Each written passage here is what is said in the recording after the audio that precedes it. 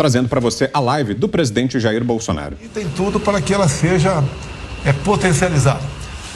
Bem, aqui o Fabiano, do meu lado, intérprete de Libras, aqui um coronel do Exército, o nome dele é Gerson, ele fez a Academia Militar das Agulhas Negras, obviamente, como eu também fiz no passado, e depois ele fez o Instituto Militar de Engenharia. Então, eu quero mostrar uma coisa para vocês, fica aberto aí aos amigos da Jovem Pan, os comentaristas, jornalistas do Augusto Nunes, para perguntar para o Gerson qualquer coisa sobre Inmetro. Então, há 2 anos, vi que tinha algo esquisito acontecendo no Inmetro, apuramos, tá? E resolvi administrativamente trocar o pessoal do Inmetro. É um direito meu trocar. Assim como o dia que eu deixar a presidência, quem assumir vai trocar ministros, tá? Vai trocar presidente de bancos, de estatais, as secretarias, o Inmetro, tudo deve ser mudado para seguir a filosofia daquela pessoa.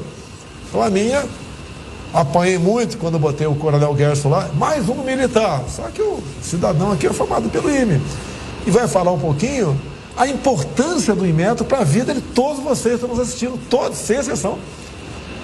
E vocês vão ver que o Inmetro servia no passado a algumas pessoas. Como vocês lembram da Tomara de Três Pinos? Foi gestada lá na barriga do Inmetro. Você gostou da Tomara de Três Pinos em 2006? O prejuízo que deu para todo mundo? Esse é o Inmetro lá de trás. Vou mostrar o Inmetro de hoje para vocês aqui. Ou melhor, o nosso aí, coronel Gerson, vai mostrar. Rapidamente, terça-feira sobrevoei as áreas afetadas pela chuva lá em São Paulo. Estava acompanhado dos 7 ministros, conversamos com vários prefeitos e as solicitações dos mesmos, né? Nós vamos buscar atender diretamente à prefeitura, sem intermediário. Então, diretamente aos prefeitos. Algumas providências tem que tomar, muitos já sabiam o que tinha que fazer, outros não sabiam o todo, foi conversado conosco e estamos prontos para colaborar na medida do possível e até mesmo o impossível, né? Porque sendo impossível, no momento a gente busca recurso dentro do orçamento, mas de forma emergencial para atender essas pessoas. Na quarta-feira agora, fizemos uma cerimônia, né? Que nasceu lá no Ministério do Onyx Lorenzoni, que trata da prova de vida do INSS. Agora mudamos. Quem tem que provar que o cidadão está vivo não é o cidadão, é o próprio INSS. Então, de dentro de casa, a pessoa agora, né, vai fazer a sua prova de vida, ou melhor, não vai precisar fazer, a não ser que seja requisitada por nós, que automaticamente essa prova de vida será feita, que são 11 itens, 11 plataformas que o INSS procura agora para saber se o seu João ou Dona Maria com 90 ou 100 anos estão vivos. Entre essas provas, né, 11 itens, votação nas eleições. O aposentado foi votar, olha a vantagem do aposentado votar aí, ó. O aposentado votou, logicamente foi feita uma prova de vida, então ele não vai precisar fazer prova de vida, tá? Automaticamente vai estar certificado lá que ele está vivo. Atualização no cadastro único, emissão de uma nova carteira de identidade, declaração de imposto de renda, mas a gente vê aqui como mais importante, né? A gente recomenda ao idoso, ao aposentado, a pensionista, a aposentada, ao exercer seu direito de voto, está feita a sua prova de vida para aquele ano. É muito comum, você vê, sempre viu, né? Em tudo quanto é governo, sem exceção. Aquela pessoa com 90, 100 anos, às vezes até mais velha, né? Pega numa maca, botado dentro de uma Kombi, de uma van ou de um táxi, ou até na carroceria de uma caminhonete e levar para o posto de saúde. Realmente isso deixa de existir a partir de agora. Quarta-feira tive no Congresso Nacional, inauguração da 4ª sessão legislativa, um discurso de mais ou menos 10 minutos, mas tocamos vários assuntos, como por exemplo, do governo federal a iniciativa de comprar mais de 400 milhões de doses de vacina. Então aqueles que acusam o governo de ser negacionista ou anti-vacina, nós compramos 400 milhões de doses, e de forma voluntária, né? as pessoas se vacinaram pelo Brasil. Então, nenhuma dose foi aplicada em nenhum lugar do Brasil que não tenha passado pelo crivo, pela compra do governo federal. Falamos também dos empregos mantidos por ocasião da pandemia, né? 2020 em especial, que mais pesou. Programas como o Pronamp, como o BEM, que manteve no 0 a 0 praticamente aquele cadastro único, CAGED, melhor dizendo, sobre empregados e desempregados no corrente ano. Falamos do programa Auxílio Brasil, já foi paga pelo segundo mês consecutivo, começou em dezembro, o novo Auxílio Brasil de R$400. A esquerda bateu muito na gente, vai acabar com o Bolsa Família. Mudou de nome. Em vez de Bolsa Família, média R$190, passou para o Auxílio Brasil, no mínimo R$400. Vai ajudar e muito, né? Ou tem o maior percentual de pessoas no Nordeste do Brasil. Então, uma medida que foi trabalhada, foi discutida, levou meses.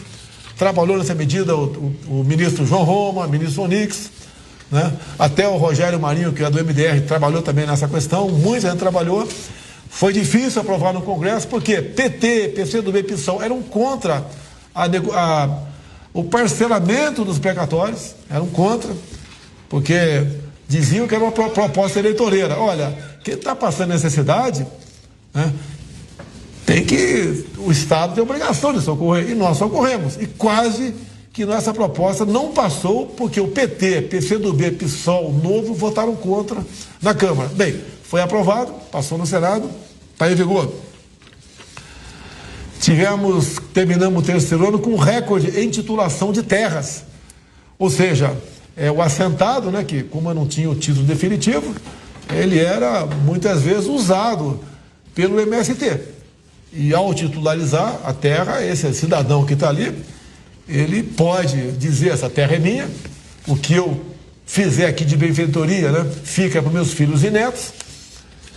E também ele passa a ter acesso a bancos, entre outras coisas. Então se torna realmente um cidadão. E este pessoal que estava nas mãos da esquerda do PT no passado se libertaram agora com essa titulação. Falamos sobre isso nessa nossa passagem pelo Congresso, né, onde apresentamos nossa mensagem de início de ano legislativo. Falamos também sobre o PIX. O PIX atingiu, se eu não me engano, né? Hoje tem mais de 100 milhões de pessoas que usam, se eu não me engano, mais de 100 milhões de pessoas que usam. Então, uma baita de uma facilitação para a vida das pessoas. E os bancos deixaram de arrecadar, porque quando você não tinha PIX, você usava outros documentos do banco e acabava a população como um todo, 100 e poucos milhões de pessoas, gastando aí 5 bilhões por ano. Então, é menos dinheiro para o banco, um pouquinho mais dinheiro no bolso de cada um que usa o PIX. Falamos também sobre o leilão 5G, que foi conduzido pelo ministro Fábio Faria. Também as estradas já começam a ser aparelhadas com sinal de 4G, estradas federais e estaduais, né? Falamos também da retomada do modal ferroviário. Você é de engenharia na academia? Sim, senhor. E você tinha alguma tendência a se aproximar do batalhão de engenharia ferroviário ou não? O meu pai comandou um batalhão ferroviário. Onde? O de Araguari. Legal. Quando eu era cadete, né? E no mestrado do IME eu me especializei na parte de ferroviária também. Então, se o Tarcísio sair um dia, você está pronto para assumir o lugar dele. Essa questão do modal ferroviário é algo fantástico. Já passamos de 70 pedidos, né, por parte da iniciativa privada de construir ferrovias no Brasil. A possibilidade nos próximos anos tem de ver a efetivação desses pedidos. Mais de 20 já foram atendidos. Nós temos no Brasil, Gerson, mais 20 mil quilômetros de ferrovia. Quero fazer um convite para você. Deve ser em março. Aí vai eu, Tarcísio, a gente vai convidar mais algumas pessoas, né? Umas 30, 40, não sei, porque vai poder cumprir essa missão tranquila. A ferrovia Norte-Sul será inaugurada, concluída no meados desse ano, e no máximo abril, eu pretendo ficar 3, 4 dias num trem, né? Com o Tarcísio, é um programão, hein? Ficar com o Tarcísio num trem 3, 4 dias, né? Ficar com o Gerson também, o que programa de índio, hein? Vamos convidar autoridades, etc., alguns do povo, e vamos ficar 3, 4 dias percorrendo a norte-sul, que começa lá no Maranhão, passa por Tocantins, me ajuda se estiver errado aí, Tocantins, Goiás, e vai em São Paulo até Santos. Temos outras ferrovias, que temos a FIOL, a FICO, Transnordestina, entre outras, que estão aí sendo executadas. Então, a volta do modal ferroviário é uma grande marca do nosso governo, em especial, porque não dizer do nosso Tarcisão do asfalto aí. Então, essa foi a mensagem nossa lá no Senado. Vamos lá, a gente vai começar aqui. Então, me permite, presidente? Pois não? Você manda, pô. Você é mais antigo, Não, você é coronel, eu sou capitão, pô. Presidente, sobre essa parte até das ferrovias, o Inmetro tem como ajudar também. Sim, porque o Inmetro ele faz uma acreditação de um programa que verifica certificadores de projetos e obras. O que isso significa? Que aquela empresa que está construindo uma obra ou está fazendo um projeto, ela pode ser auditada por um organismo que é acreditado pelo Inmetro e certifica que aquele projeto está correto. Isso evita corrupção, evita aqueles projetos que o cara diz que vai terminar em 2 anos e leva 5. Isso aí foi gestado, inclusive, a pedido do ministro Tarcísio, quando ele estava na Casa Civil ainda. Você vê o Inmetro, né? Muita gente não dá valor. O que é Inmetro? Tá? E o Inmetro está na vida de todos vocês. Quando foi demitida toda a diretoria do Inmetro, apareceram pedidos aqui de pessoas que a gente conhece, não vai revelar o nome, né? Quantas diretorias são lá? 6 diretorias. Qual é a diretoria mais importante? Eu sei que todas são importantes, mas a mais que a alma do Inmetro, qual que é? Não, a diretoria mais importante é de metrologia científica, mas não é o cereja do bolo, não. Qual que daria margem a ter interesses com outras intenções? Qual a diretoria mais atrativa quem tem segundas intenções? São as 2 diretorias que trabalham com a regulamentação, que é de metrologia legal e de conformidade. Então, cria-se dificuldade para vender facilidade. Acabou. O Inmetro é um orgulho para nós. E você não tem ouvido falar do Inmetro, até por quê? Porque não criou tomar 3 pinos lá. Então, quando nós demitimos todo mundo, você indicou todos os diretores, então? Sim, senhor. Nenhum diretor teve piruada de ninguém para botar lá. Ele é o comandante do Inmetro. Assim como pergunta para o Pedro da Caixa, quem nomeou todos os diretores? Foi ele. Banco do Brasil, BNDES, Banco Central Independente. Todos os diretores, eu avalizei, indicados pelo Roberto Campos, nós assinamos embaixo, todos, sem exceção. A mesma coisa dos ministérios. Eu interferi terrivelmente no Ministério da Agricultura. Eu indiquei o Jorge Seife para ser secretário da Pesca. Tá aí o Tilápia? Tilápia saiu? Eu indiquei o Jorge Seife. E uma indicação minha fantástica, né? Nós podemos, inclusive, aumentar em 40% a produção de pescado no Brasil, se nós conseguimos com o Paraguai, porque depende do parlamento do Paraguai, que lago lá é binacional também, podemos criar tilápias compartimentadas. Só curiosidade, Gerson, acho que você não sabe dessa. Um lago, né, de 1 hectare, 100%, de forma artesanal, pode criar de 10 a 15 toneladas de tilápia por ano. Então, o tamanho do campo de futebol, de 10 mil a 15 mil quilos de peixe. Se for compartimentado, né, você fizer a criação, né, em pequenos compartimentos, você multiplica por 10 aí. Você pode tirar de 100 toneladas a 150 toneladas em apenas 1 hectare de lâmina d'água. Isso são dados da Embrapa. Olha o potencial do Brasil. Já pescou muito ou não? Não, senhor. Não é chegada, não tem paciência não? Você é chegado ao papiro, estudar. Sou, sim, senhor. Tem o Gerson, é formado pela Academia das Agulhas Negras, pelo IME também. Tem pergunta já para ele, Cid? Então vamos fazer uma primeira pergunta aqui. De quem é a pergunta aí? É pro Gerson? Sim, senhor. Gerson, vamos lá, Gerson. Boa noite, presidente Bolsonaro, presidente do Inmetro, Marcos Heleno Gerson. Gostaria de saber do presidente do Inmetro sobre justamente a tomada de 3 pinos que foi mencionada aí pelo presidente Bolsonaro agora há pouco. Depois de tantos anos e tantos transtornos para toda a população brasileira, para toda a indústria de eletroeletrônicos, a gente tem como saber o motivo, afinal de contas, por que foi feita essa troca, que até hoje não ficou claro para a população. Muito obrigada. Vai para o histórico agora, vai para o histórico. Vai lá. Não, obrigado pela pergunta, a oportunidade de dar um esclarecimento também, que a adoção da tomada de 3 pinos no Brasil envolveu vários atores, não foi só o Inmetro, né?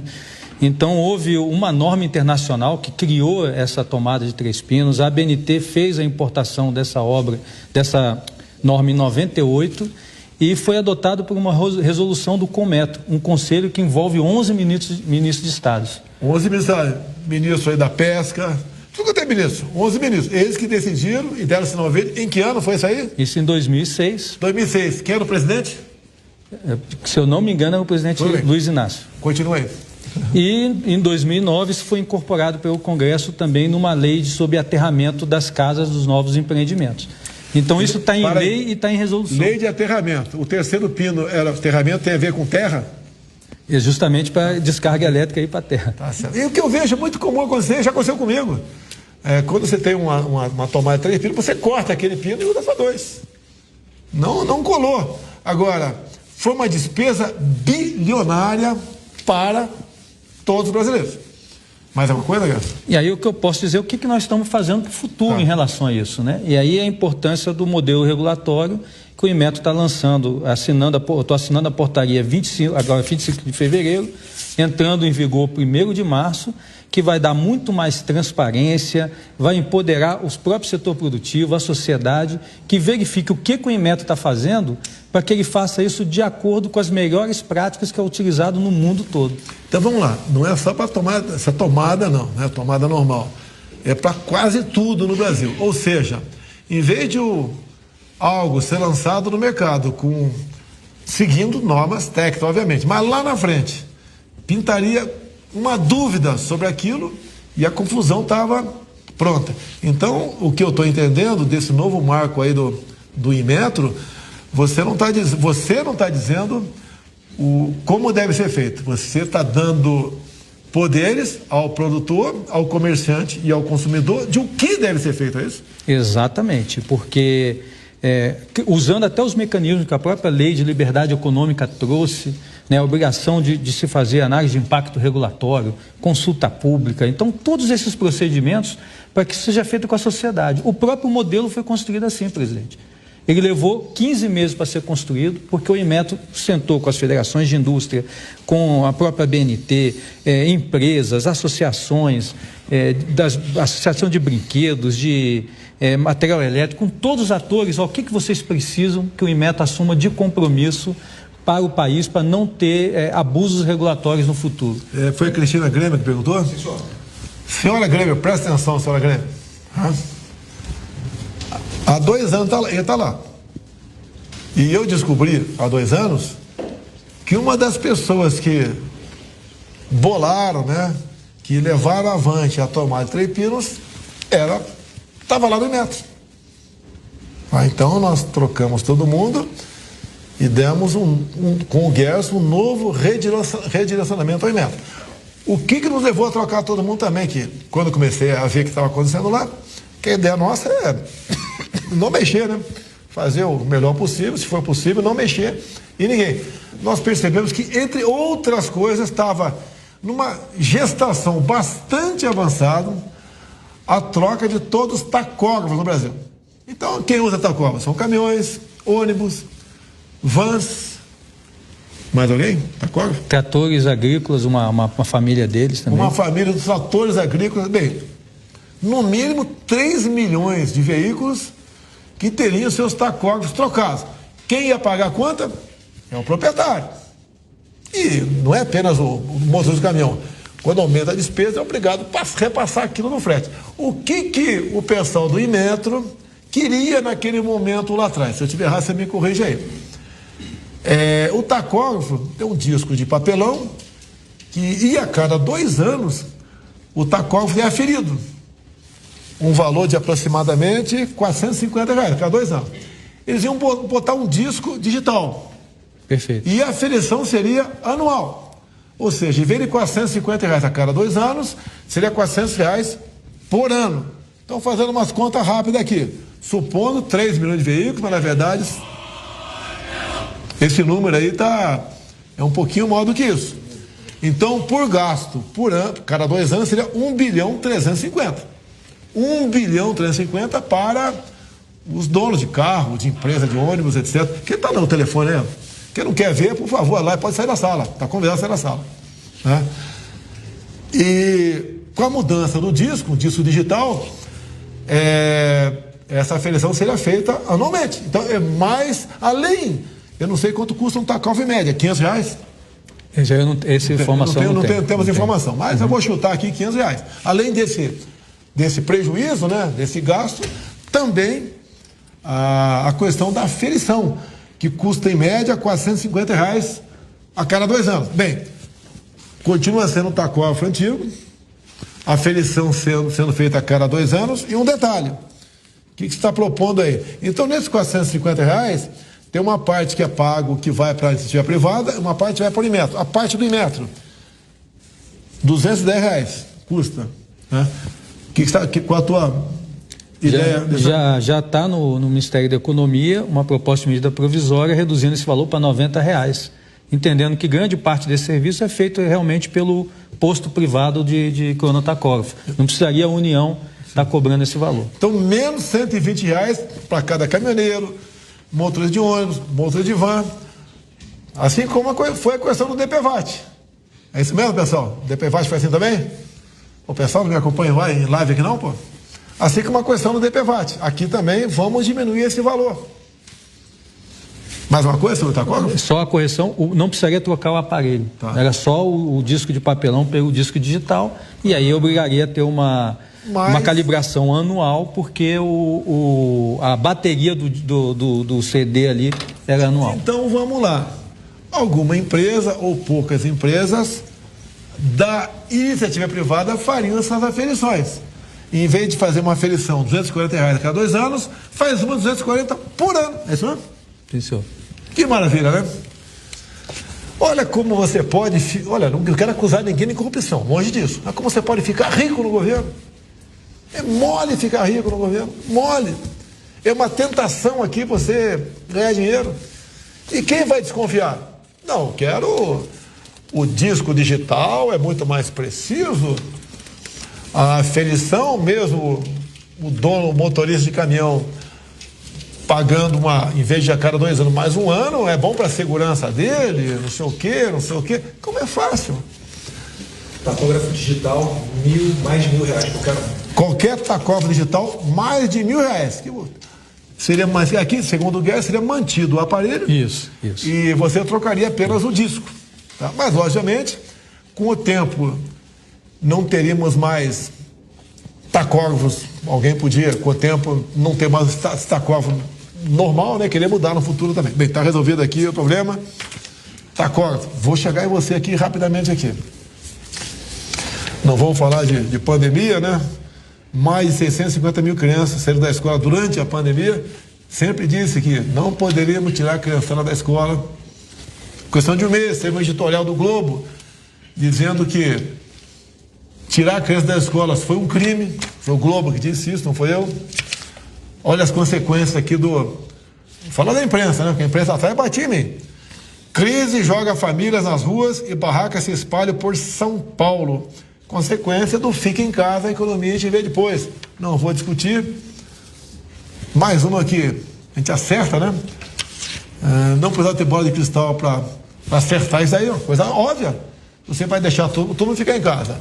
Vai destruir certas cadeias produtivas. Tá? O informal, ficando em casa, ele não vai vender nada na rua. O cara que fabricava ali garrafa d'água, biscoito, também não vai produzir porque não vai ser vendido na rua, vai quebrar a empresa. Então as consequências é isso, levar muita gente para a miséria, para a pobreza. E nós colaboramos com as pessoas. No auxílio emergencial em 2020, por 5 parcelas de R$600, ou melhor, 5 de 600, não, 6 de 600 e 4 de 300. Nas primeiras parcelas de R$600, imputavam ao governo, né, um endividamento por mês de quase 50 bilhões de reais. Imagine 38 milhões de famílias sem ter o que comer. Porque grande maioria desses 38 milhões de informais trabalhava de manhã para levar comida à noite para casa. Tá certo? E muitos não tinham nada na geladeira. Visitei. Tá? Muita gente aqui na periferia, fui de moto, fui de carro, visitei, pedia para abrir a geladeira. Eu sei que a esquerda agora está usando a mesma coisa, né? Mandando o pessoal abrir a geladeira, que olha a culpa do Bolsonaro, governo Bolsonaro. Olha, critique primeiro os governadores do PT, do PSB, partido de esquerda, que fecharam tudo. Os lockdowns mais violentos, mais rígidos, foi em São Paulo, né? E foi nos estados governados pela esquerda. Olha aqui, para que te fale em combustível. Preço médio da gasolina no Japão atinge nível mais alto em 13 anos. Lamentavelmente, a inflação pegou a todo mundo. E o Brasil não foi diferente. Agora, garanto a vocês, apesar dos preços dos combustíveis, tá, que tem um fator muito forte, que é o valor do ICMS, tá, apesar disso tudo, o Brasil foi o que menos sofreu reajuste em combustíveis. Gerson, só na Europa, a inflação de energia chegou na casa de 300%.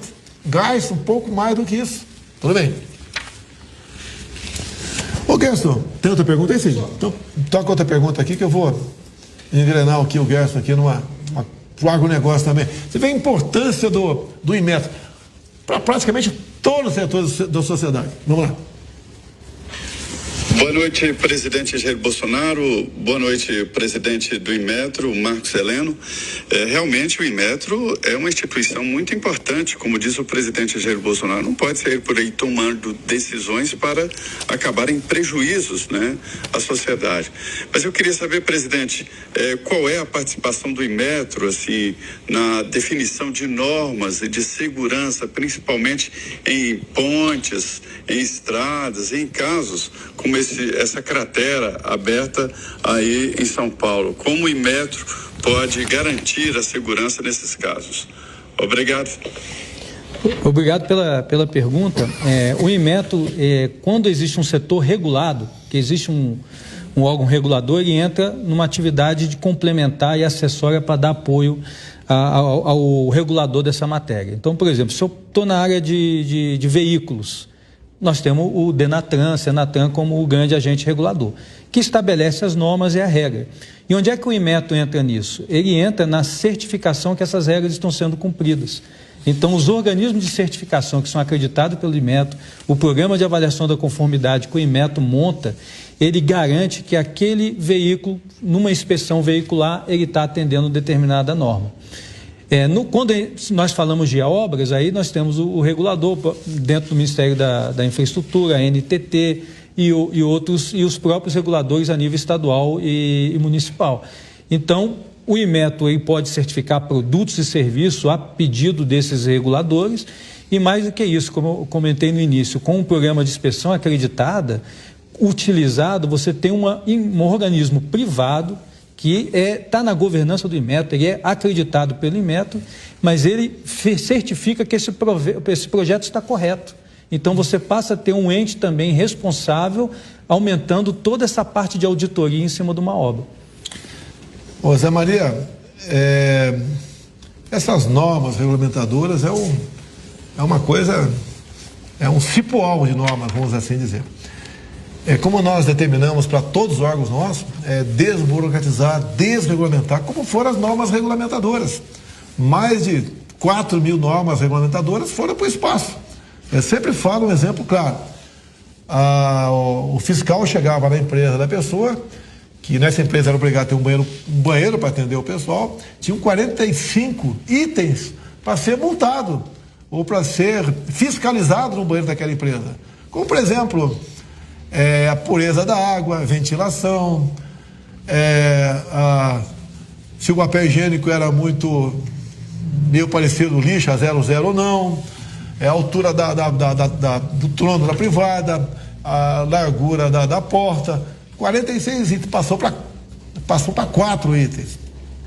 E, por exemplo, me informou agora há pouco aqui o presidente do Inmetro, o coronel Gerson, que ele reduziu essa legislação, nessas normas, regulamentos, em 30%. E até março, a redução chegará em 60%. Ou seja, fica mais tranquilo para você operar isso daí. Ter acesso a essas normas e você poder trabalhar. Você vê uma coisa, é uma coisa que inusual, né? o que é, por exemplo, eu falei de regulamentação, né? O que é decreto de luto? O último decreto de luto foi pelo Olavo de Carvalho, decretei um dia de luto para ele. Mas o que nós vimos ao longo desde quando se baixou decreto de luto no Brasil? Tínhamos 122 decretos de luto no Brasil. Então, em 2000 e pouco, muitos decretos foram revogados, por quê? A pessoa, obviamente, já faleceu, não tem mais finalidade ter o decreto de luto, incorporando, né, a quantidade enorme de decretos no Brasil. E nós também revogamos algum decreto. Bem, o que aconteceu? Aconteceu que, dadas as nossas revogações, né, que foi feita há pouco tempo, 2020, falaram que eu revoguei o luto de Padre Cícero, lá do Pernambuco. É isso mesmo? Tá, que cidade que fica lá? Só cheio de pau de arara aqui, não sabe? Que cidade fica Padre Cícero, pô? Juazeiro do Norte, parabéns aí.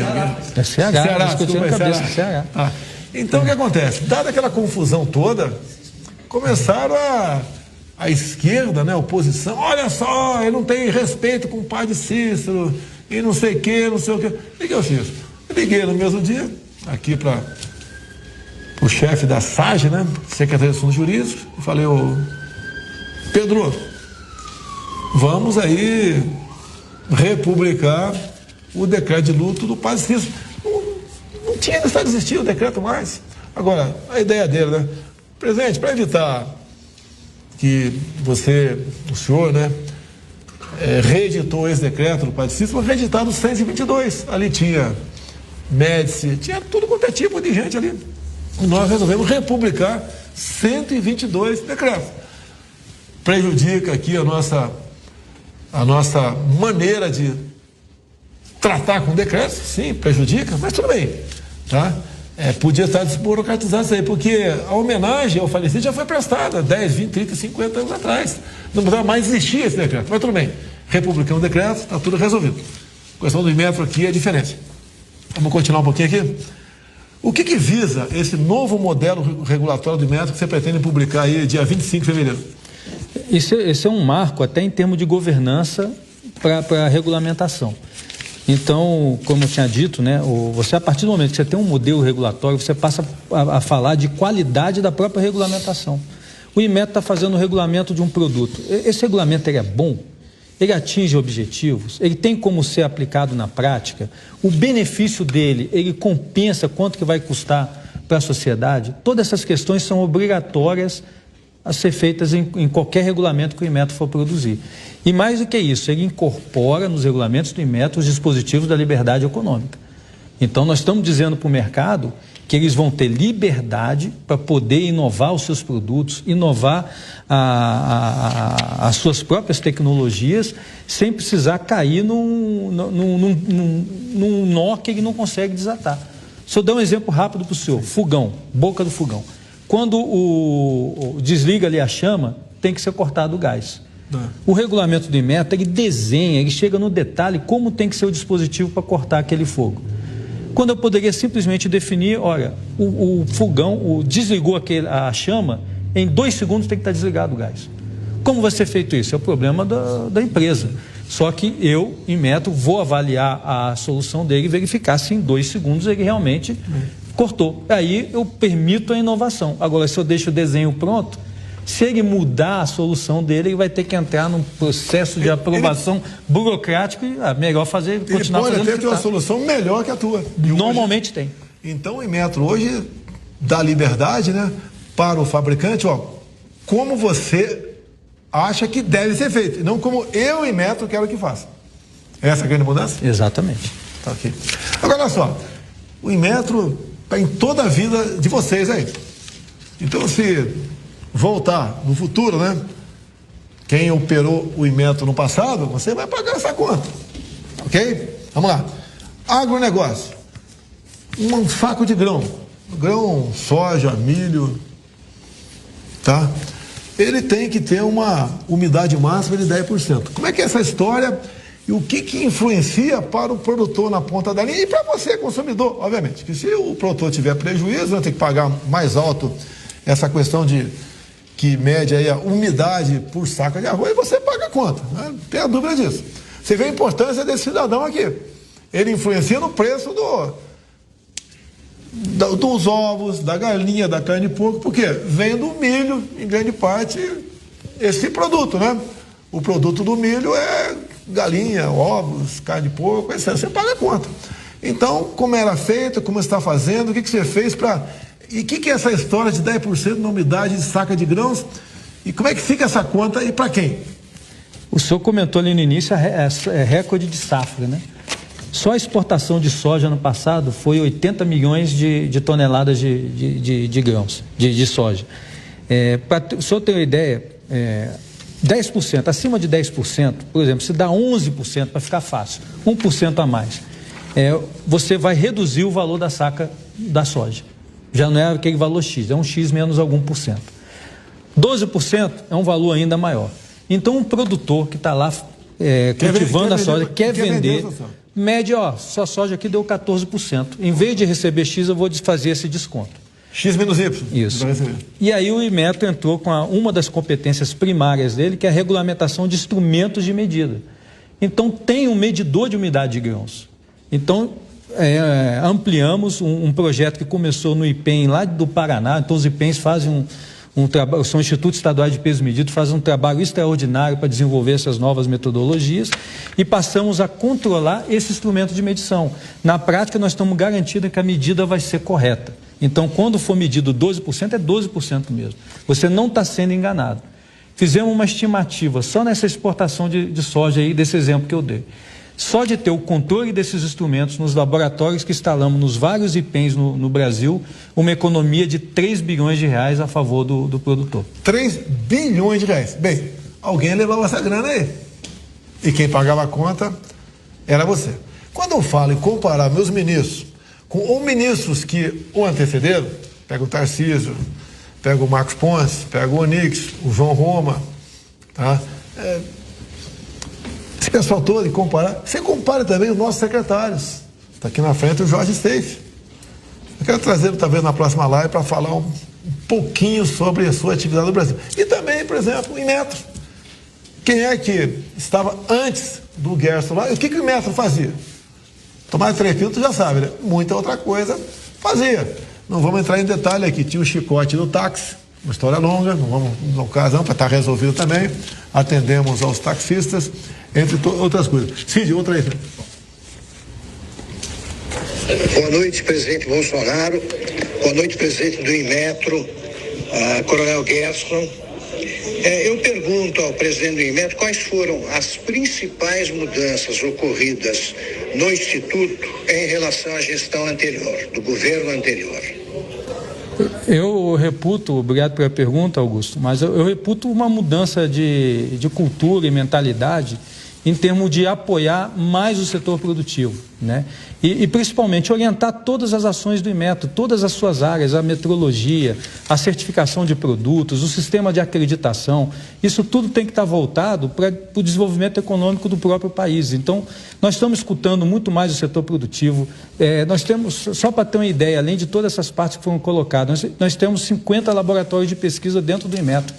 Um conjunto de doutores e mestres de uma capacidade sensacional. Os servidores do Inmetro são do mais alto gabarito.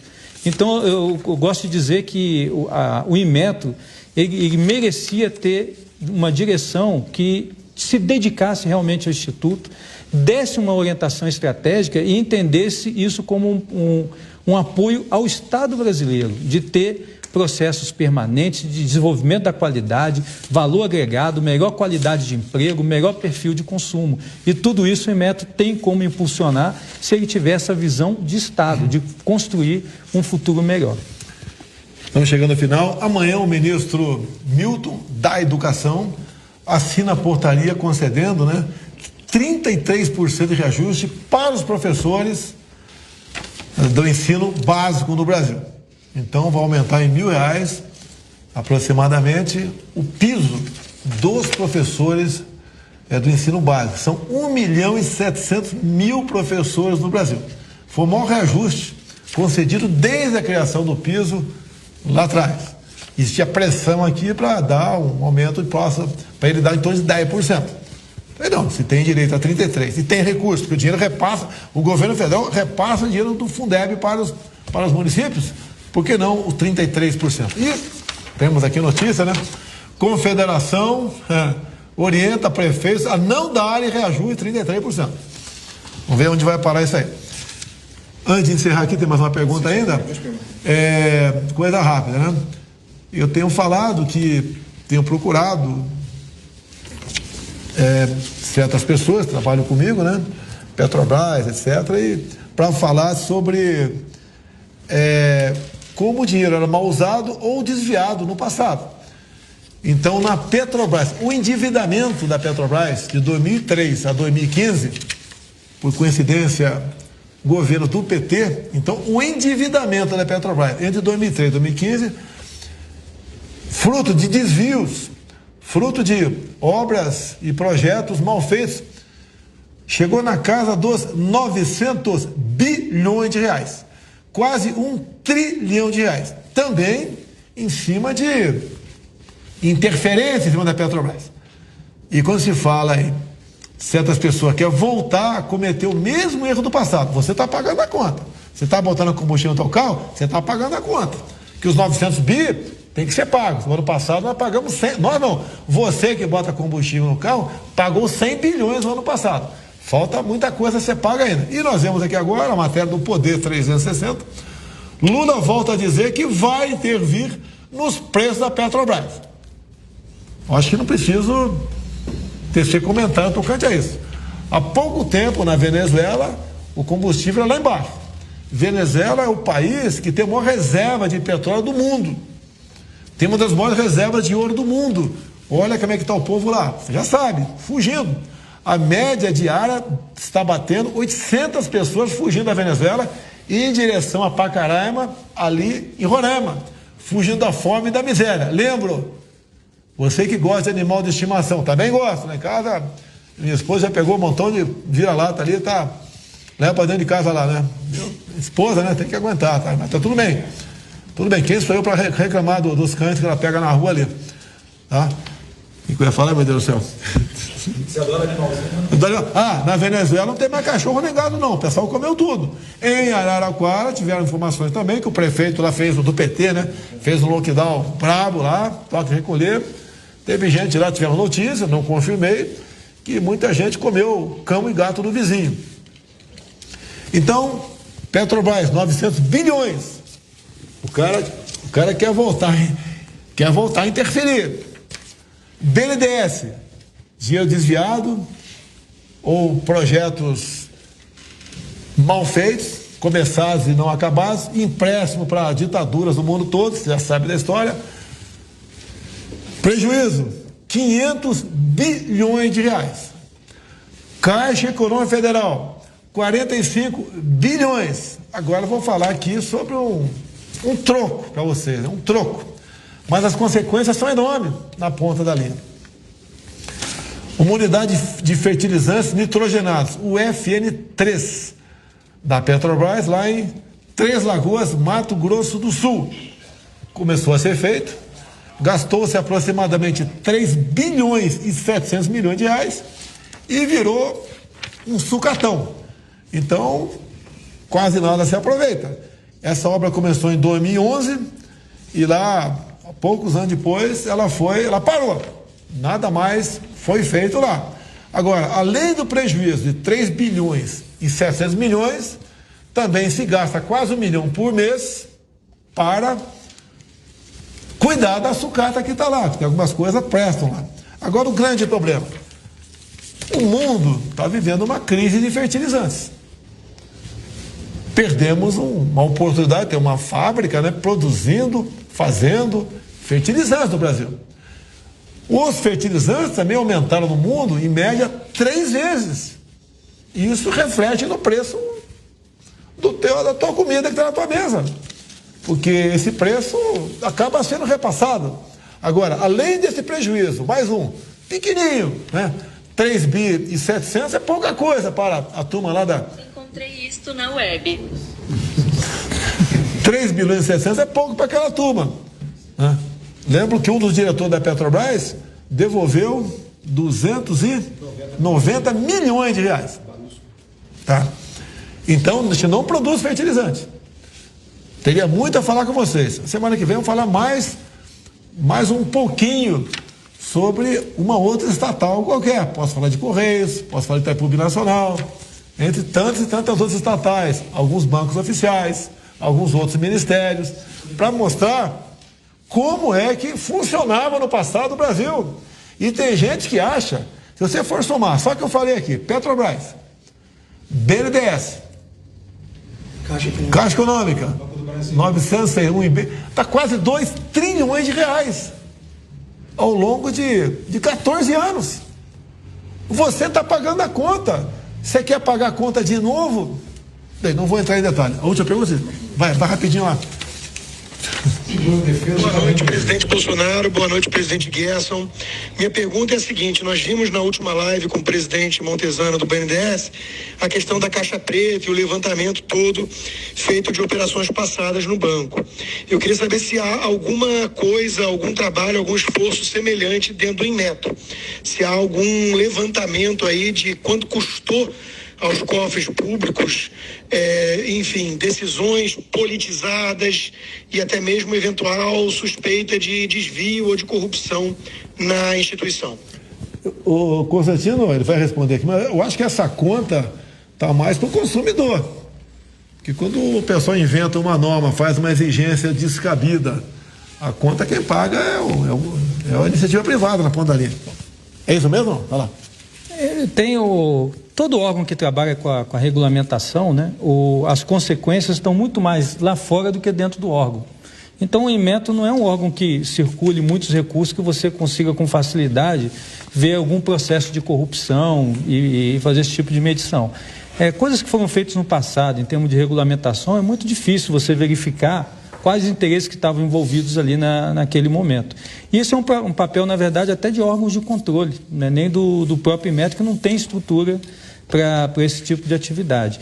A gestão que nós estamos colocando no Inmetro é voltada para frente, né? De resolver problemas que nós temos em termos de estrutura no país, de apoio para o desenvolvimento da qualidade, e tornar o Inmetro, que tem um nome de confiança muito grande dentro da sociedade, que esse nome tenha a permanência e continue como um dos referenciais no Brasil de confiança.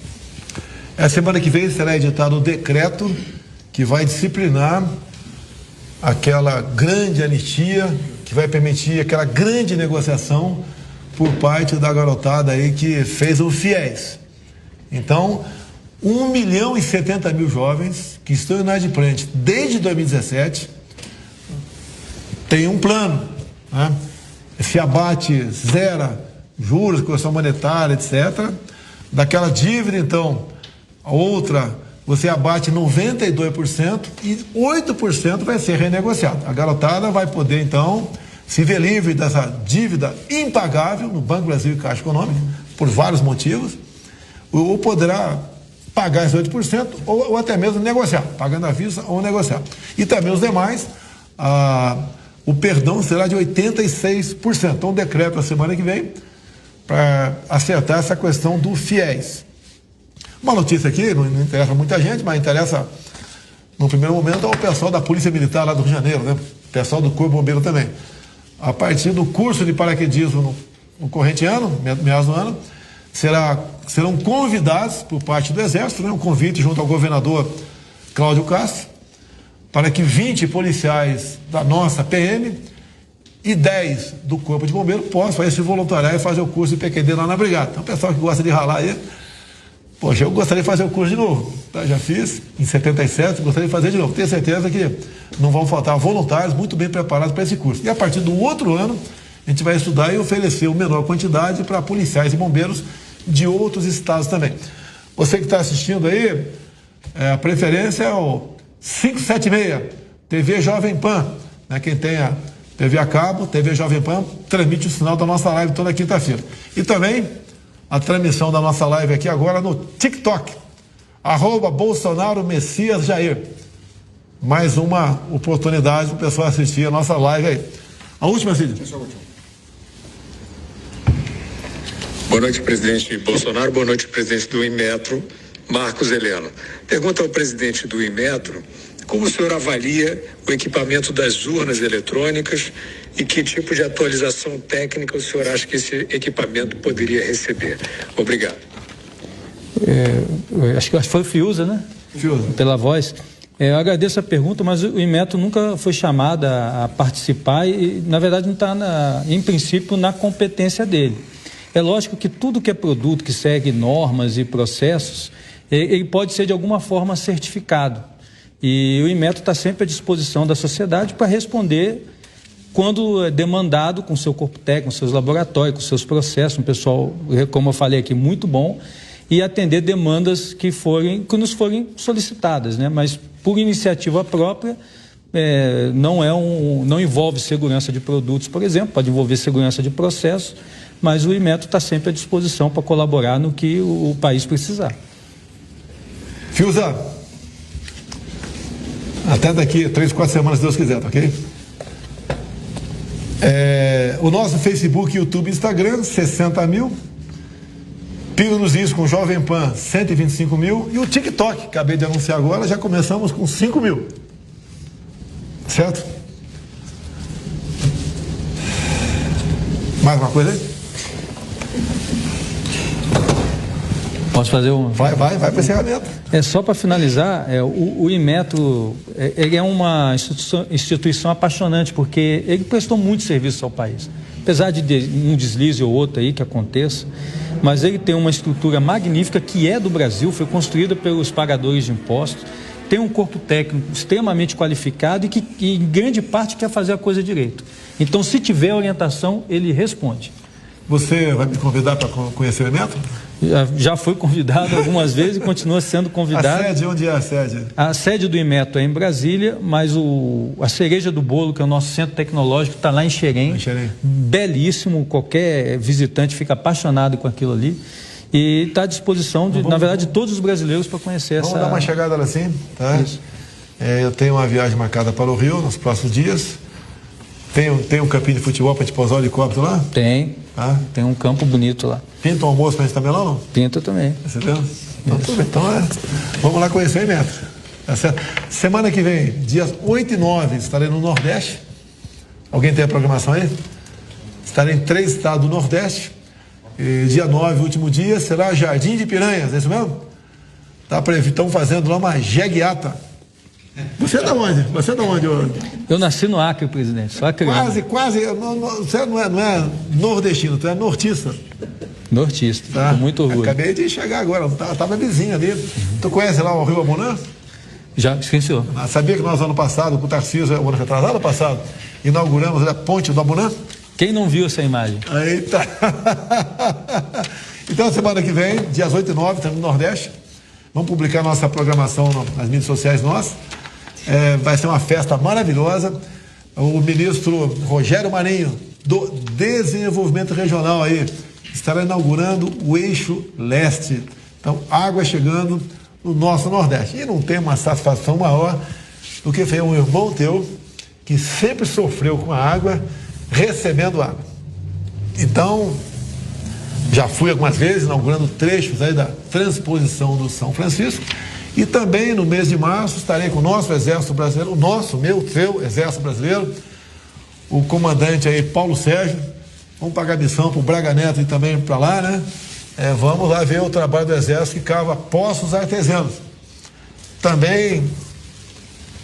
Cavei no Haiti. Você cavou no Haiti? Sim, senhor. Pô, tivemos uma tragédia lá em 2010, né? Eu fui do contingente anterior. Tá bom. Isso. Foram mais de 200 mil pessoas que faleceram naquele terremoto. Sim, coisa terrível lá. E ali não tem rio lá no Haiti? Os rios são assoreados, presidente. São assoreados. Porque o pessoal cortou as árvores todas para produzir energia ao longo dos anos. Sem vegetação, assoreou os rios. Olha o que eu vou falar aqui. Eu estive no Haiti por 2 dias, quase 3 dias. E fui numa feirinha lá. A pobreza realmente é terrível. E lá o pessoal vende carvão. E o carvão, gravetos, aqui ó, dessa aí, espessura, desse diâmetro, né? Dessa grossura, vamos assim dizer. Realmente cortaram tudo. Não existe, eu acho que não existe árvore no Haiti. Não existe árvore no Haiti. Eu lembro quando sobrevoamos lá, não foi de helicóptero, foi de avião, né? Não deu para ter uma visão muito boa, mas vi muita... Não é aquele desmatamento que você vê aqui no Brasil, que tem uma vegetação verde, né? Rala. Não tem nada. É realmente quase virando um deserto. Então o pessoal atrás de madeira para cozinhar, madeira para carvão, realmente destruíram o país. Uma coisa mais, pessoal? Bora? Pessoal, muito obrigado. Até quinta-feira que vem, se Deus quiser. Devo estar no Nordeste, a semana que vem, dia 8 e 9. E devemos fazer nossa live de lá. E vamos acompanhar. E quem puder comparecer nesse evento, uma coisa fantástica no Nordeste. Está à disposição de São Francisco, o ministro Rogério Marinho, entregando aí o eixo leste. Até a semana que vem, se Deus quiser. Muito obrigado quem está nos assistindo, né? Quem sai da minha live agora, tem TV a cabo em casa, bota lá 576 Jovem Pan News. Augusto Nunes, um grande abraço a você e toda a sua equipe.